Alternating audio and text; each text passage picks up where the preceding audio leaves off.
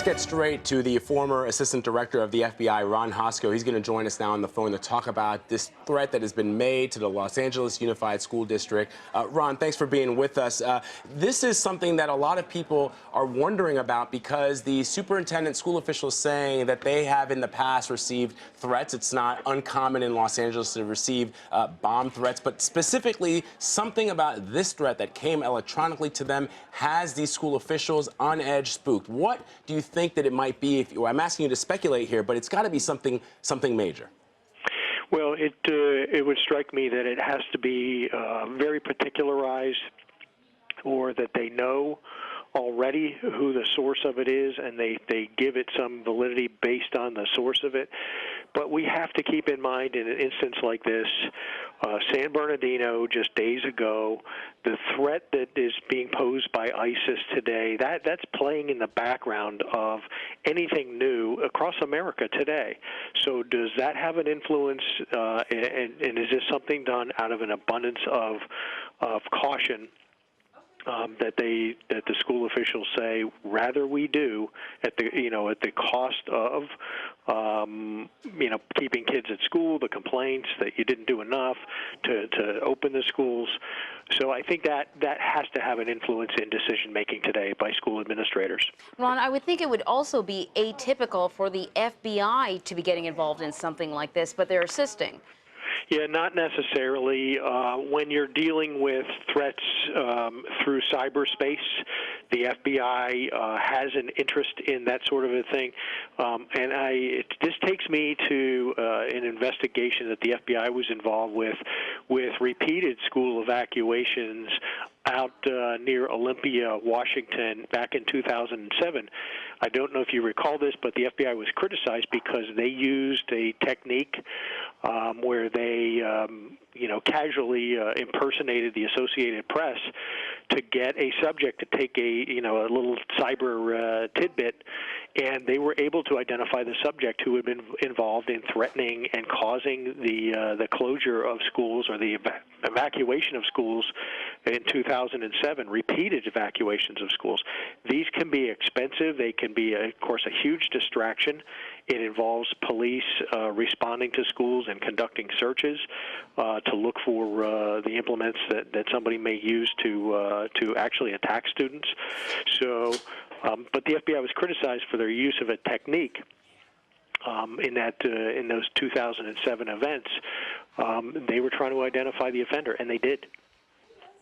Ron, let me ask you to break this down for our viewers, these two threads that a lot of people are interested in. The first one being the investigation into this electronic threat. What does the FBI, what kind of support, logistics can the FBI bring to bear on discovering how this electronic threat came in and who possibly, or what persons or what group may have sent it? And then just talk to us about the logistics. I mean, we're talking about the nation's second largest school district here. Thousands and thousands of students, some as young as 5 years old, all the way up to 18 years old. You're talking about an enormous area to search. I mean, we're talking some serious logistics here. Well, you're talking about major logistics. Let me hit your first question first with regard to what the FBI brings to bear. The FBI does have relationships with a lot of the Internet service providers. Sometimes those can be contentious because of the detail of information and the speed with which the FBI wants to get that information. So they can track back a threat that comes in electronically, whether that's over a phone system or through a cyber system somewhere. And they're going to try to track that back to an IP address to try to take it back to the source. They're also going to be looking at social media to see what links up with the threat. Did the person making this threat give off other emanations that suggested, hey, watch me or watch what's happening in LA schools today, and track it back to its source? Because someone here presumably either intended a crime or is committing one by casting out this hoax threat. The resources will be substantial. Depending on what's being searched for or what's being looked for, this could result in bomb dogs or other techniques being used in hundreds of schools across the LA area. So imagine the expense and imagine the disruption. Imagine the time it may take for authorities to say, there's nothing to this. We have searched, we're safe, we're good to go. And then if they don't have a subject identified, what happens if it comes in slightly different tomorrow or the next day? How do you respond to that? So this could be a serious disruption and a very costly one. The superintendent mentioned the FBI assisting and the Los Angeles Police Department assisting, but also the Los Angeles School Police Department. I think if you don't live in an area with a massive school district, the idea of a police department dedicated to the schools may be something interesting. And I imagine the role of police officers in schools has probably evolved and is probably going to continue to evolve when you look at circumstances like this. Yeah, very much so. There is a robust, I think, school resource officer network across America where many jurisdictions have realized the value of putting police officers in schools. And in a perfect world, that is officer-friendly, where you're making a connection with kids. You may be getting information. You're stopping disruptions. Ron, stand by for just one moment. We want to we'll just stand by for a second. We're going to take our KCBS station in LA for just a moment, and then we'll come back to you. Yes, and then that's why we drive here, but now they're not here, so I don't know. I had to go and look for them because I don't know, I'm scared. And that's very concerning because Emma's telling me that she came here to pick up her kids and they're not here. As the faculty here, I've seen teachers telling students to go home, so we're hoping your son and daughter are back at home. And where do you live? I live right here on Pico and La Brea, so I had to go back and look for them because the buses, I don't know. Yes, that's very scary. And just like Emma with her, you know, she's returning here, but many students had been waiting 30 minutes or more for a school bus to pick them up, to take them to high schools such as Van Nuys, Venice, Bravo, and they were basically waiting here for those school buses for 30 minutes or more. Emma, good luck to you, and I'm sure your kids are okay. Again, they have faculty still inside Hollywood High School here, kind of waiting for further instructions. Okay, thank you so much. Thank you so much. Thank you. Okay, thank and you know, and this is a thing, obviously, parents are worried when they get and hear something like this, and they're not really sure about what to do. Many other parents telling me that they did not receive any kind of immediate email or text message from the district with those kind of instructions or a heads up or an alert about what was kind of unfolding here. We had about a half dozen or so students just really, Rick and Sharon, as I send it back to you, standing on the corner, some willing and ready to walk home, others still waiting for their parents, and really everyone not. And right here, yeah, actually, this is one of the officers we'd mentioned earlier, LAPD sending out officers to protect these schools in the district. And this gentleman just arrived here about a half hour ago. He went inside, most likely speaking to some of those school officials. And now we're not sure what this means in terms of if more officers will be arriving here. It appears that he is leaving at least. But again, LAPD told me about an hour ago that they would be sending officers to schools throughout the district to make sure people are safe as they investigate this. Jasmine, you mentioned faculty are all inside that school. Have parents been able to get in contact with the faculty inside and get some sort of information from them? No, and actually a lot of these doors have remained closed and I see two members, it might be two faculty members standing up there. They have been the ones opening the doors, speaking to students and telling them that school is closed for the day. But this is the thing, phone lines have been busy with the district, students and parents alike telling me that they cannot get through to anyone. So this actually might be a few parents who have been allowed to go inside or faculty leaving. I'm not sure. I know that no one is really being allowed inside, so I'm surprised to see these people exiting. But I think faculty at this point trying to figure if they're going to have to go home as well.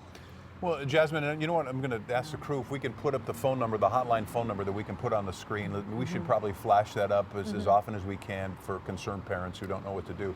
When we talked about school officials at LAUSD had mentioned the drop-off area. It's a reunion gate. Now, I'm familiar with elementary schools and how they work. You have kind of a routine where you drop off kids at certain spots of the school, and then you pick them up at certain spots of the school. High schools, the kids are so much more independent. Some of them are driving themselves. Some of them get dropped off by their parents. I don't know if they have a reunion gate at high school.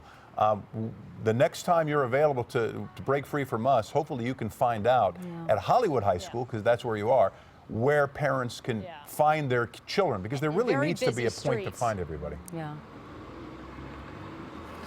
Yeah, and it is confusing around here because it's surrounded by these main thoroughfares, and so there's really, at least appears to me, no major drop-off point. Parents were coming up here just waiting for the school bus, which never arrived, so they don't really know where to go at this point.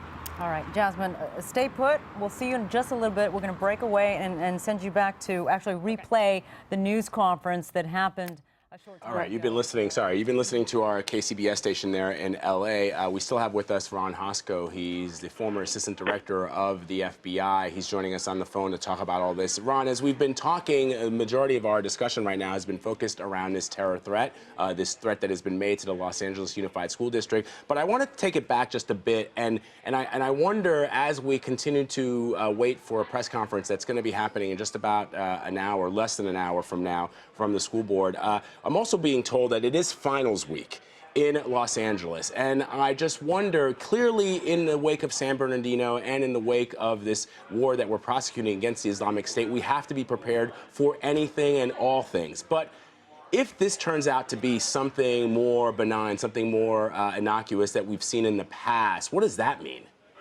Well, it means we're edgy. It could easily be that that the most frequent cause of police response or evacuation of a school campus, whether it's high school or college, is just what you're suggesting. Is it's finals week and somebody's not prepared and they call in the threat. So it could very well be. In fact, we have threats across America that turn out to be benign, and this is the price we pay in our society for folks who want to take advantage of that opportunity to serve as a distraction. That's 99.9% of what happens is there's a police response, and the object of the search, the subject of the search, turns out to be completely benign. We see it in airports and other public places where somebody leaves a backpack behind or a package behind, and we get nervous. The police come, they disrupt what they think might be a threat, and it turns out they've blown up somebody's camera and some clothes.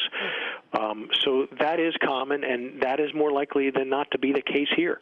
But we're in this hyper-vigilant period in our world, and certainly in America today, where police and law enforcement and the FBI have to take these threats more seriously because of that opportunity, that possibility that one is real. Ron, if this does turn out to be not the real thing, just a prank, and whoever's responsible is found, are they facing some serious charges? Oh, absolutely. I think that you will have voices who, and I would have been among them in my day in the FBI, where you have to hold somebody out as the example of what not to do. If police and the FBI and the Department of Homeland Security and others have to respond to and search somewhat 900 schools across the Los Angeles area, that's a very costly venture, and it pulls those law enforcement resources away from something that is quite important as well. You're not talking about folks who are just sitting on a bag waiting for a phone call. You're talking about people who have other responsibilities to do today. So there has to be some deterrent effect of wasting law enforcement resources on a grand scale. Of course, law enforcement and the schools will look back and say, did we do the right thing? Could we have narrowed this down in some way and not been as disruptive? So there will be an after-action review by those authorities as well. But if you can find somebody who did this intentionally to distract and to pull those resources into the waste of time that they may be, there should be a price to be paid for that.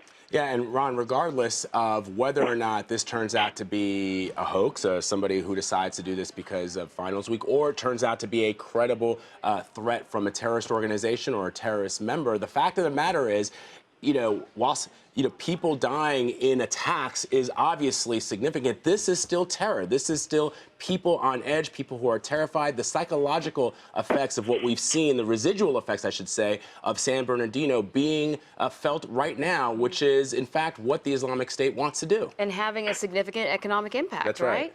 Absolutely right. The economic impact is one piece of it, but for those of us who are on the East Coast, those of us who are not related to the Los Angeles School District, who don't have kids there, it's easy enough to coldly sit by and comment on it. But if you have a child in one of these schools and you don't know where your child is right now, or you're thinking that this may be real, and you're living in the shadow of San Bernardino, there is a much more impactful response to this, to those folks. And understandably, some people there would be panicked or distraught. Well, that's what terror is about. All right, Ron Hosko, former FBI Assistant Director, thank you so much for joining us with your My pleasure. insight and information. We are going to take a quick break. We're going to continue to monitor this story. Again, if you're just joining us, the Los Angeles School District has been shut down due to a terror threat, an email or some kind of electronic warning sent to the school district involving a backpack. Police now searching all school students told to stay home, some 700,000 kids in Los Angeles. We're going to keep you updated on this on CBSN. We'll be right back.